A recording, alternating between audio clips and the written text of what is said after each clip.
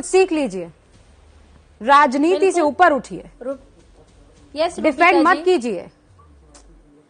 Rubika ji, oh, may I speak Rubika ji? Please ma'am.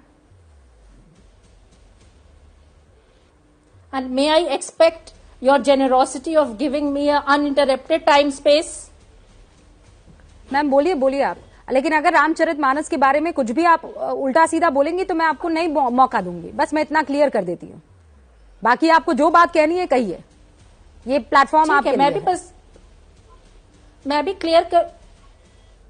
भी clear कर देती हूँ रूबिका जी। मैं रामचरितमानस के कुछ सिर्फ दोहे ही बोलूंगी और कुछ नहीं बोलूंगी। अभी मैं बहुत पेशेंटली सुन रही थी कि जब रामचरितमानस लिखा गया तो जात पात नहीं था। मैं एक सुना देती हूं आपको, मैं आप रामचरितमानस की ही पंक्ति सुना देती हूं।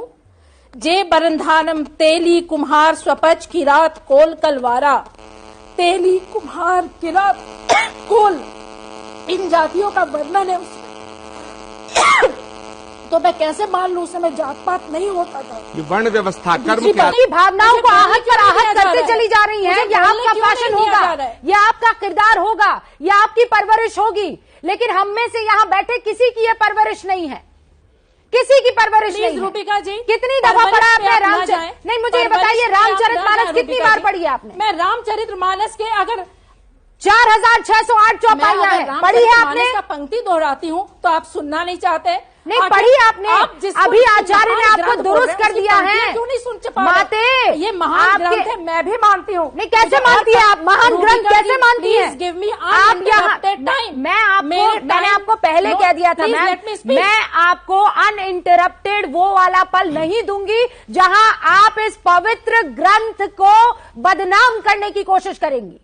नहीं दूंगी मैं, ये प्लेटफॉर्म कतई नहीं दूंगी मैं। कुछ हो जाए। मैं बोलूं? बोलिए, मैं फिर कह रही हूं, मैं बोलूं? आप रामचरितमानस के खिलाफ नहीं बोलेंगी। मैं रामचरितमानस के कुछ पंक्ति ही बोलूंगी रूबिका जी, उसके खिलाफ नहीं जाऊंगी, खिलाफ नहीं जाऊंगी। हाँ बोलिए ना, बोलिए। मैं पंक्ति ही बोलती हूँ और उसकी व्याख्या मत कीजिएगा जो आपको आती नहीं है करना। हाँ। सिर्फ पंक्तियां बोलिएगा, और यहाँ बैठे हैं महानुभाव, व्याख्या आपको करके सिखा देंगे। ठीक है, बिल्कुल बिल्कुल। मैं पंक्ति नहीं, मैं पंक्ति ही बोलती हूँ। ये भी नारी पे ही है।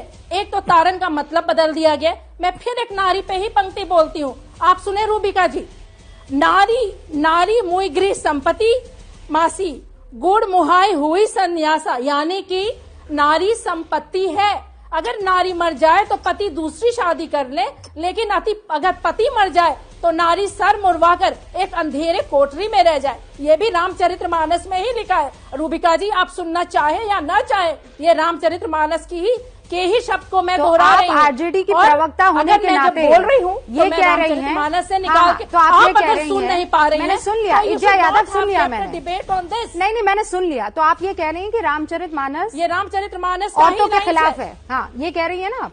जी, ये यही कहना। नारी मुई गृह संपत्ति, नारी संपत्ति है। इज्जा यादव, नासी मूड, आरजेडी की प्रवक्ता इज्जा यादव ये कह रही हैं कि रामचरितमानस महिलाओं के खिलाफ है। हाँ या ना बोलिए ना आप। तुम सफेद वस्त्र पहन कर पढ़ लो। आप मुझे जवाब दीजिए ना। आप यही कहना चाह रही है ना? लग रहा है मैं तो आप यही कहना चाह रही है ना कि नारी के खिलाफ है रामचरितमानस? पा रही हैं।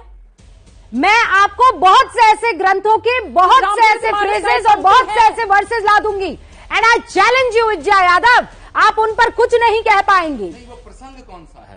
सवाल के जवाब में अगर कोई कहता है तो वो चौपाई खोल करके आऊंगी, जैसे समझने के लिए करके आई हूँ। आपने थैंक यू, आपने शिक्षा मंत्री की बात को आगे बढ़ाया, आपने अपनी पार्टी की सोच विचारधारा को आगे बढ़ाया है, पूरे देश ने देख लिया है। और अब तेजस्वी यादव और लालू प्रसाद यादव, राबड़ी यादव, पूरे परिवार को आगे आकर बताना पड़ेगा कि इज्जा यादव जो कह रही है उसमें कितना तथ्य है, कितना सच।